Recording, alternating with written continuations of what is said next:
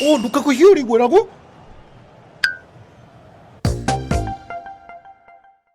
야, 정말 길고 길었다. 와, 정말 루카쿠를 생각하면 정말 오만 감정이 떠오를 정도네요.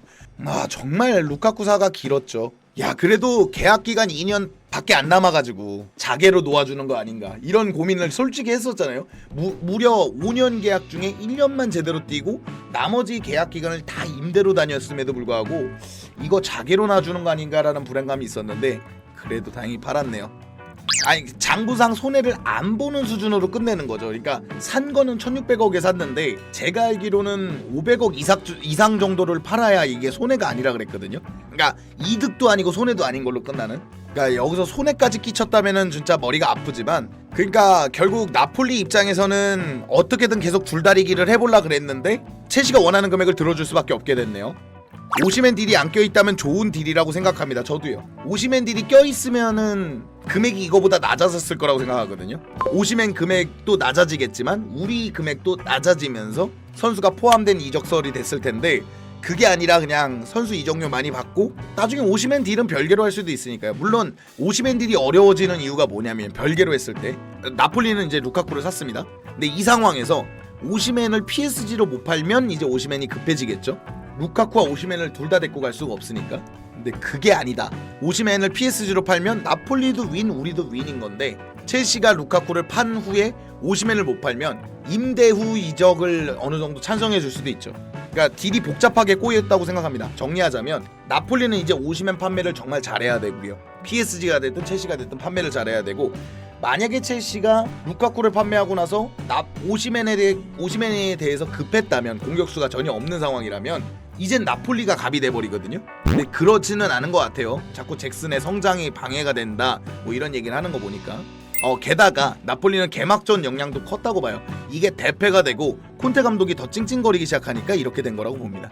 어떻게 보면 가장 어려운 판매를 해냈네요. 아무리 나폴리에 콘테 감독이 있고 나폴리가 원한다 해도 이걸 이적을 시킨다, 이거는 우리 보드진 인정합니다. 이거 정말 어려운 딜이었다고 생각해요.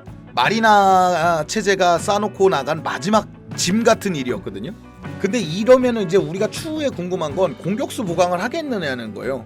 결국 오시멘 딜에 연계한다는 얘기도 있었는데 만약에 오시멘 딜을 연계 안 한다면 공격수 보강 없이 루카쿠 처분에만 목표를 세운 건가라는 생각도 들고요. 기자마다 그 의견도 갈려요. 오시멘을 살라고 루카쿠 딜을 연계한다는 얘기가 있고, 아니다, 루카쿠를 판매하고 오시멘을 안 산다는 얘기도 있고, 그게 아니라 오시멘 루카쿠는 애초에 별개 딜이다 라고 얘기하는 경우도 있습니다. 그러니까 이제 루카쿠를 판다고 해서 오시멘을 사는 것도 안 사는 것도 아닌 딜을 진행해서 괜찮으면 사고 안 괜찮으면 안 사고 이런 거. 근데 상황 자체가 지금 오시멘이 주급을 안 깎는다면 무조건 임대고, 주급을 깎는다면 완전 이적으로 보이지 않나요? 첼시 스탠스는 명확한 것 같습니다. 예, 저도요. 만약에 첼시가 오시멘을 더 원했다, 더 원할 것도 없습니다. 루카쿠만큼이나 나폴리가 루카쿠를 원하는 것만큼이나 첼시도 오시멘을 원했다면 저는 이걸 스왑딜로 진행했을 거라고 봐요. 그리고 나폴리는 꽤 높은 금액을 얘기하면서 루카쿠를 달라 그랬을 거고 첼시는 그걸 들어줬을 거라고 생각하거든요.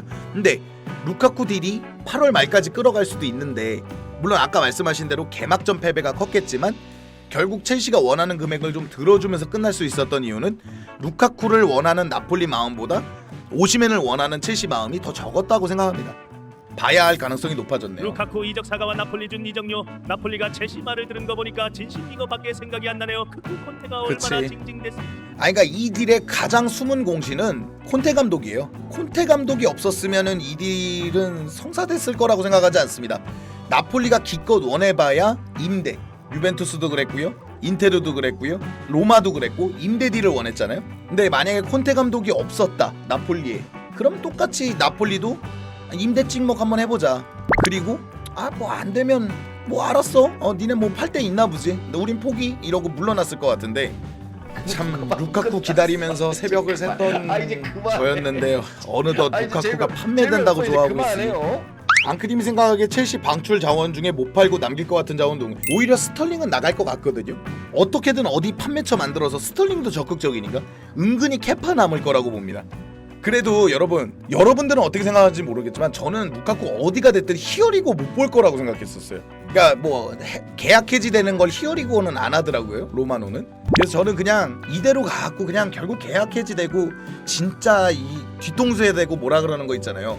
진짜 개 같은 인연이었다 막 이러는 거 5년 동안 그럴 줄 알았는데 진짜 사람 인생 어떻게 될지 모르네요. 여러분들 그 첼시 고음 들어가면 선수들 프로필 나오면 맨날 루카쿠 옛날 유니폼 입고 이러고 있는 사진이 있거든요. 알 거야. 이제 이 사진 안 봐도 된다. 이제 이 사진 안 봐도 돼. 그러게 끈질기긴 했다. 아니 어떤 이적 사가가 영입되자마자 태업을 하고 태업을 한 선수가 4년 만에 나가겠습니까? 정확하게는 3년이지만. 근데 이제 오시맨 딜이 어떻게 될지가 제일 궁금하긴 합니다. 그러니까 어떻게 연기가 될지, 첼시하고 아주 인연이 없게 뭐 PSG나 이런 데로 갈지, 아니면 루카쿠가 판매됐음에도 불구하고 오시맨 딜을 계속 진행할지. 근데 계속 진행한다 그러면 나폴리가 금액을 좀 더 양보해야 되고 오시맨이 주급을 양보하든지 아니면 임대 찍먹으로 가야 되거든요. 이것도 진짜 어떻게 될지 초미의 관심사인 것 같습니다. 어려웠다 진짜.